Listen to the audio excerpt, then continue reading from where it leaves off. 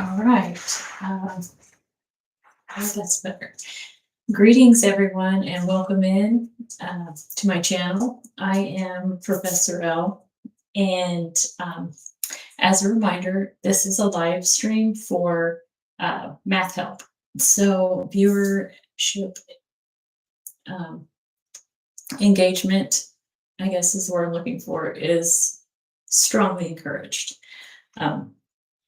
Anyway, I am going to be presenting, graphing the cotangent today, and I forgot to charge my battery on my camera, so heads up on that. I hope it's going to go for as long as I need it to, but keeping up with tradition on Friday evenings, I guess, since I've started this live stream, historically Fridays is a good day for my camera to crash, so I'm already kind of anticipating that. All right, so everyone is doing well, and I hope that this is going to go smooth. We'll see how it is. I'm going to go ahead and get into it. So I am going to be showing how to graph just a basic general graph of the cotangent function, and we may next week start doing some of the transformations on the graph. So these are just basic general graphs. So if you have some transformations or some phase shifts in there, then the graph is obviously going to move and it's going to look a little bit different. So we might go ahead and I'm kind of thinking about getting into some of those transformations next week. But as always, I do encourage that I want to remain helpful here. So if there is a topic or a subject that you would like to see, you could put that also in the chat. And yeah, let me know. All right, so I go ahead and left this up because the process of graphing cotangent is going to be very similar, where I'm going to start off by sketching the graph of the original function tangent, and then reciprocating that function and sketching the graph of it at the same time on the same graph. And I also liked the symmetry of this one. I thought it was much prettier. So I'm going to try to take tangent and cotangent from -2 pi all the way to 2 pi. So we'll just see how it goes. And just thinking about the graph of tangent and cotangent, it's a little bit different graph than the sine and the cosine, where sine and cosine have pretty much an unlimited domain. Their domain is from negative infinity all the way to positive infinity. Tangent's kind of flipped, it's reversed, its range is infinity. And then it's got those asymptotes, the asymptotes that appear in the secant and the cosecant function. And I really hope that my marker's not going to be squeaky. So tangent is a little bit different. So graphing cotangent.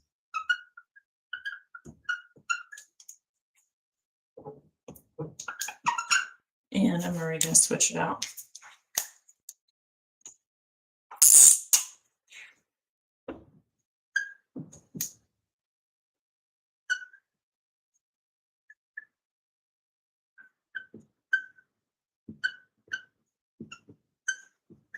And I've been writing with these markers for several weeks now, so I guess it's about time for them to start drying out. They're very good. They've been working good for me. All right. So we're going to go ahead and start by actually putting the graph in here. So I want to make sure that I'm organized and I have plenty of room for this graph. So I don't want to get carried away. So we'll start out with our Cartesian coordinate system. And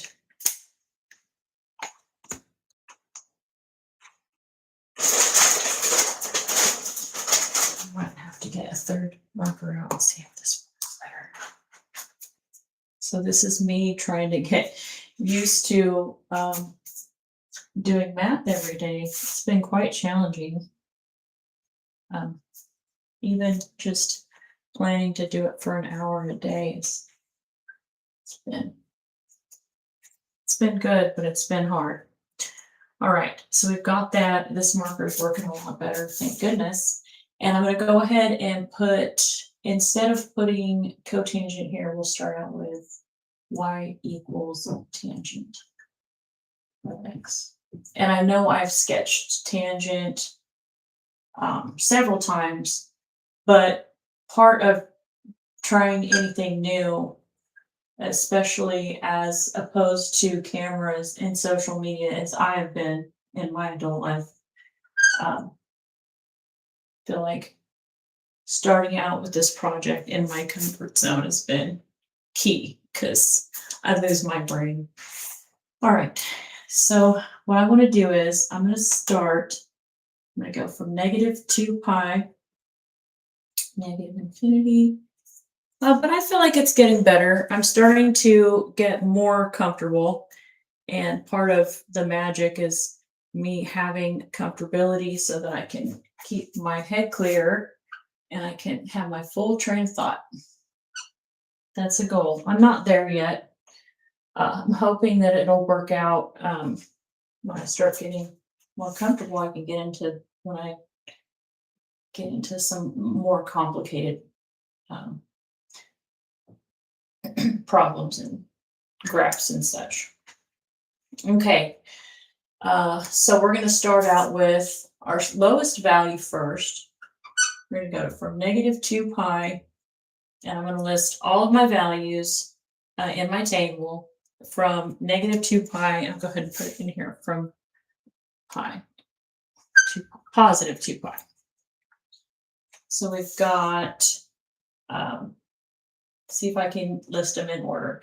So it'd be -3 pi over 2, -pi, -pi over 2, and wouldn't you know that Friday would be the day that I'm starting to have marker trouble.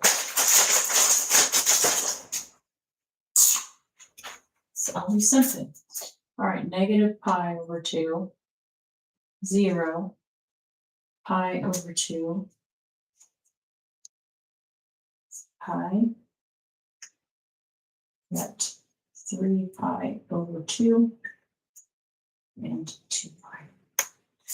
And really, I went back and forth in my head if I was going to go ahead and put that unit circle up here. And I'm not going to put a very big one, but I'm really tempted. So I'm going to go ahead and do the 4 corners like I always do. And we've got, this is ±2 pi, and it's also 0 degrees. And this one was pi over 2 and -3 pi over 2. And we've got plus or minus pi. And then we've got 3 pi over 2 and negative pi over 2 here. And this is our general, just our 4 corners of our unit circle.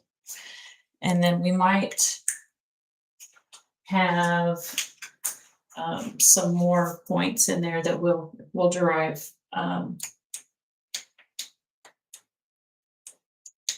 So we got 1, 2, 3, 4, 5, 6, 7, 8, 9. And I know that this is probably, if people are watching my videos, I don't have any, like I have 2 people watching now, and I apologize, I'm going to do this, but I've decided I'm going to go ahead and put a couple more points in. Okay, so I have to erase all of this. Put -2 pi. I went back and forth whether I wanted to do this or not, and I've just decided to go and do it. And all we'll do is we're just going to put in the pi over 4s.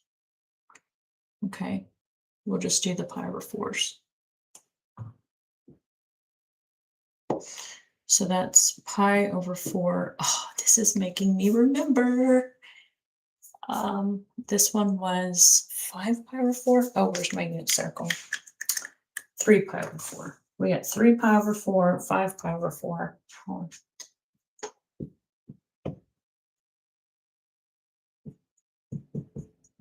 And this was 7 pi over, was it 11? 7 pi. And that's 11 pi over 6. 7 pi over 4.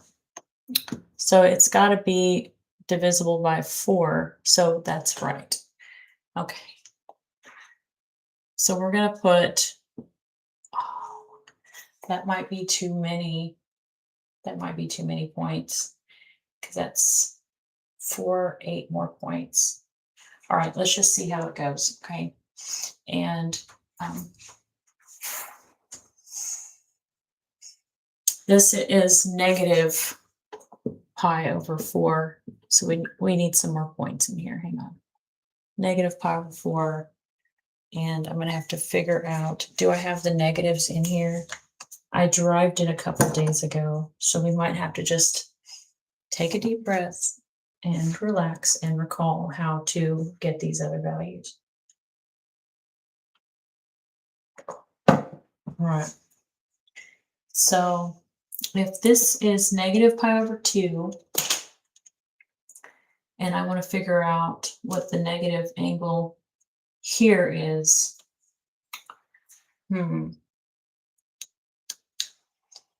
See, playing around with the math and challenging myself, it's good. I'm going to, I will just add,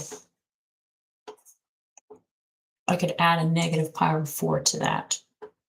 And that's going to give me, so we're adding negative radians. Okay, so it's going to be negative pi over 2 plus negative pi over 4. And that should tell me this negative angle right here, value, because I'm not seeing it. All right, so we'll get common denominator of 4. And so that's negative 2 pi minus pi. Okay, so I should have known that. It's negative 3 pi over 4. Okay, so negative 3 pi over 4. And then I need to figure this one out. Were those just swapped? So this will be negative pi plus pi over 4. So let me figure that one out real quick. So we've got negative pi over 1 plus negative 3, or just pi, sorry. Pi over 4. So we've got a common denominator of 4. 1 times 4, that's negative 4 pi. And then, let's see, and then that's negative pi. So that's going to be negative 5 pi. Okay, I just want to make sure it is switched. Negative 5 pi over 4. And so now part of my insecurity is that I don't have the unit circle completely memorized, and that's just me being completely honest and transparent.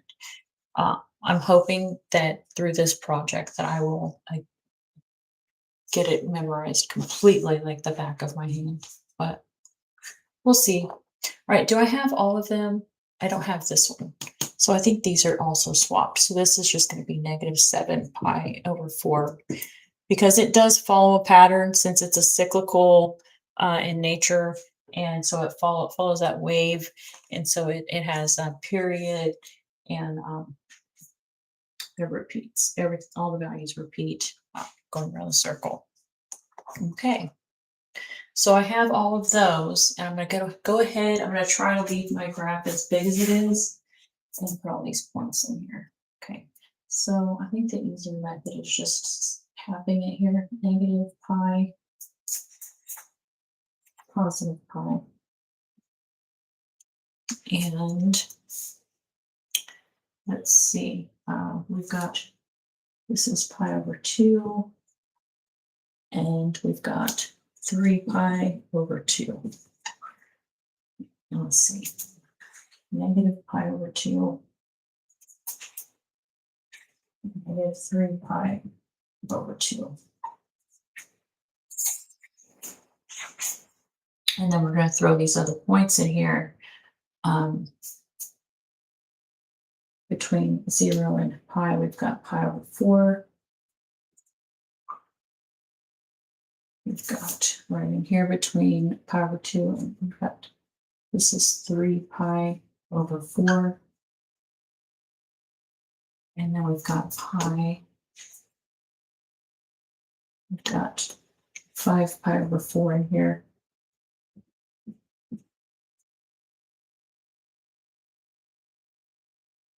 And then we've got 3 pi over 2. And then here we've got 7 pi over 4. To the positives first, and then go through the negatives in there. Pi over 4. We've got negative 3 pi over 4. This one's negative 5 pi over 4. And then this one is negative 7 pi. All right, good. I was able to fit them in there, and that's good. All right. So, of course, I got all the way down there and messed up. All right. So now that we have our domain listed, we're going to go ahead and make our table of values. And again, when you're sketching the graph of any function, the process is always the same, whether you're dealing with polynomials or you're dealing with trigonometric or whatever functions you're dealing with. You're going to get a table of values. You're going to pick values that you want to evaluate in your domain. And then you're going to plug into the function and get your range, the values in your range. Okay, and then that's going to lead to an ordered pair with an x component and a y component. And then you're going to use the grid to plot those points. Okay. So starting with negative 2 pi, we're just going to list all these values that we want to evaluate in our domain. I'm going to evaluate negative 7 pi over 4, negative 3 pi over 2, negative 5 pi over 4, negative pi, negative 3 pi over 4, negative pi over 2, negative pi over 4, 0, forgot to put in there. And really, this is what I wanted to do for the cosecant and secant, and I just didn't. And probably for good reason. This is the exhaustion method here. So 0 pi over 4, pi over 2. Can I even fit them all in here? All right. 3 pi over 4, pi, 5 pi over 4. I should have written a little bit smaller. We'll just continue the table here. X comma y. 5 pi over 4, 3 pi over 2, 7 pi over 4, and 2 pi. Okay, good. Just write continued. Abbreviate it. I'll just write it out. Okay. All right, so let's go ahead and start evaluating our tangent function at these values. And recall what tangent is doing here. Tangent of theta is said to be sine theta over the cosine of theta. So if we're wanting to find tangent, so we'll put it here, tangent, let's see how many I can get in here, of negative 2 pi. We're going to come out here at 2 pi, and I didn't put my 4 corners in there, but we've got 0, 1, or 1, 0. So, it's going to be, sine of negative 2 pi divided by, and I'm just going to do this once for this first one to see what's going on, over the cosine of negative 2 pi.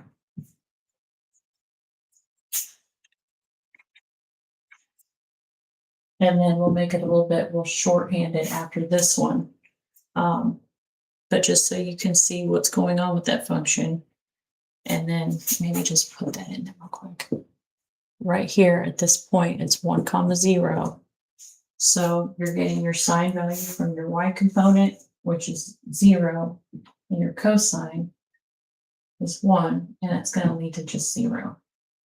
So at negative 2 pi, the tangent value is 0. And that's kind of the game, so that when you go to evaluate the next one, y equals the tangent of negative 7 pi over 4. Here's what I'm doing. And I'm going to go ahead and erase some of this.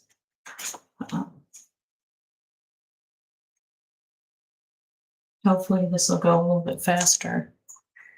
I've got way too many points in here, I realize that. But most of the work has already been done because it's a cyclical function. So it won't be too bad, hopefully. What you're doing is you're making your quadrant to figure out where negative 7 pi over 4 is. And it's over here in the first quadrant. So you make your triangle and you draw your little, your theta is 45 degrees in the first quadrant. Then you have 1 to 1, radical 2. And by definition, you have tangent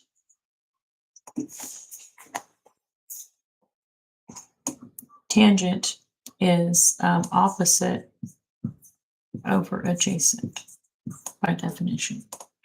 So you're going, that opposite is 1, adjacent is 1. So that's 1 over 1, which is 1. So tangent of 45 degrees is 1 or negative 1, depending on what quadrant you're in. So if you're over here in quadrant 2, and you draw your 45-degree reference angle, you've got 1, negative 1, radical 2. And so if tangent is opposite over adjacent in quadrant 2, you've got tangent,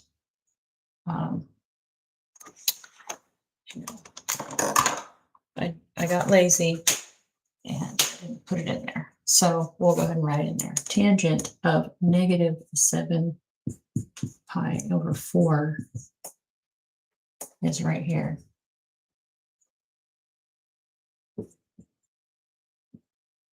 In the first quadrant, so that's going to equal 1 over 1, which is 1. And then we'll repeat that process over here for negative 3 pi over 2.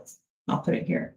So tangent of negative 3 pi over 2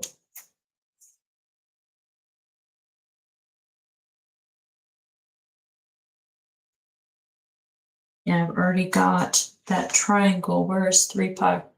Oh, never mind. Hang on. I was trying to do 3 pi over 4. My bad. Let me fix it. I'll go ahead and do 4. I'm getting a little ahead of myself. But again, this is so good for me to just drawing all this out and thinking about it is very good for me. So again, it's not all about me, and that's one of the reasons why I started this project. So really want to encourage you to, if you have a question about your math, maybe I can help. I'll try. Okay. So negative 5 pi over 4 is right here in quadrant 2, and it took me an hour to draw it out. I apologize, but it's going to be following this rule opposite over adjacent. So we've got 1 opposite theta is 1, and adjacent would be -1, and this is going to lead to a -1. So negative 5 pi over 4 is -1. And then we'll back up to -3 pi over 2, which is up here, 90-degree angle. And recall this was 0, 1. So we don't want to write that in there. Tangent of -3 pi over 2 is that's sine over cosine. So you can't divide by 0, so that's got to be our undefined value.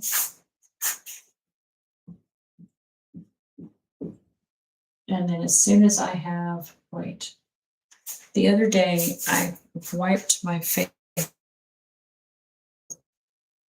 I had marker all over my chin for the second half of my live stream.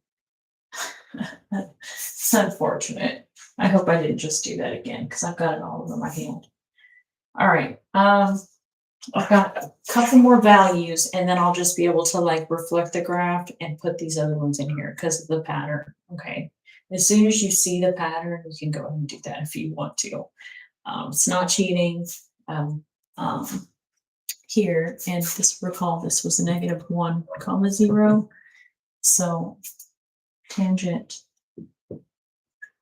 of negative pi is going to be sine over cosine, which is going to be 0 over -1, which is just 0. Okay. We'll go back to 0. And 3 pi, -3 pi over 4 was down here in this quadrant. So sketch our little reference ink. 45, that looks more like a 60. I could do better than that.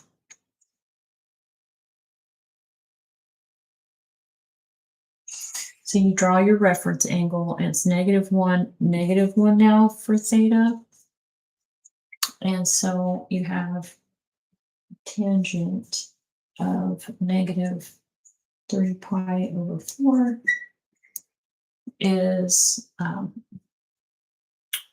going to be sine over cosine, or you could just do opposite, which is -1, over adjacent, which is -1, and that's going to give you positive. So leads to positive tangent values in quadrant 3.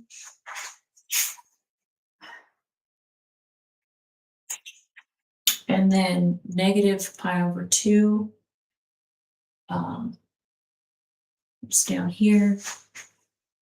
And that one was 0, -1. So I think this. So we got tangent of negative pi over 2 is going to be a sine -1 over cosine. -1 divided by 0 is undefined. So it's going to give us another undefined value at negative pi over 2. And really, I think that graphing by hand and sketching these graphs is so important to getting a good understanding of what these functions are doing, and the behavior, where they exist, where is their domain, where is their range, and what do they look like on the graph. And playing around with these functions and evaluating them is so good. It really helps you to understand the use for a lot of this algebra and the math rules. All right, so we've got helps you to understand the use for a lot of this algebra and the math rules. All right, so we've got one more, looks like a negative pi over 4 over here in quadrant 4. So let's go ahead and draw this last reference angle here, making this interesting looking object. All right, so we've got theta here is, this one's going to be negative, and then this one's positive. So we've got, I'll try and put it in here, tangent of negative pi over 4. And that is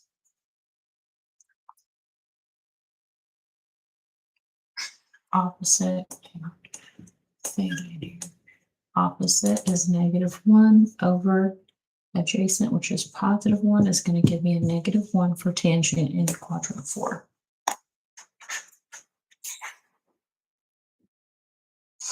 Okay, so because the graph is cyclical in nature, by the time I make it back to 0 degrees, it's going to be the same as -2 pi, so I'll just put that in there.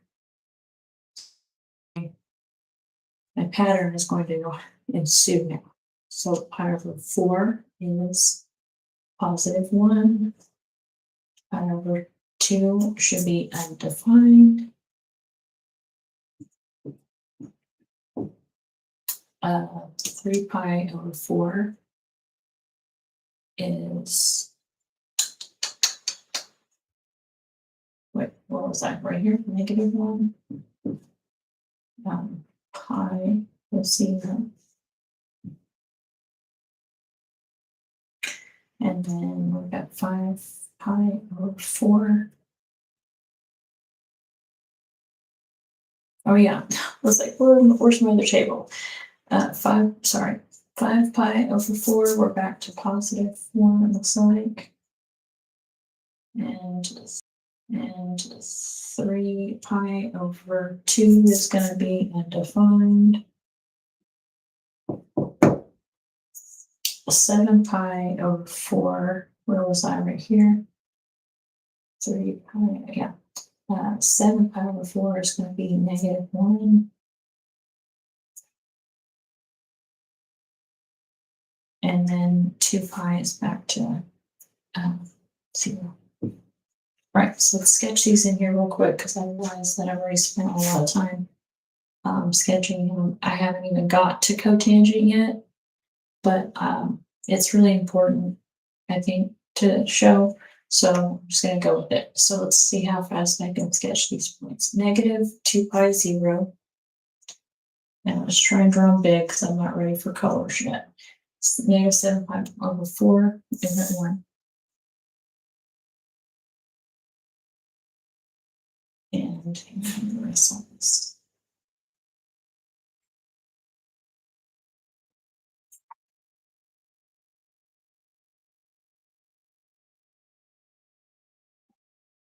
On Friday night, hanging out, doing some mathematics. Nothing wrong with it.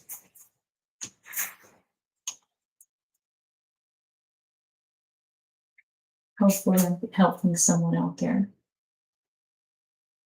have this math make a little bit more sense. And then we give confidence. If I can do it, you can do it. All right, so we've got that +1 up here. And then 3 pi over 2, we've got an asymptote.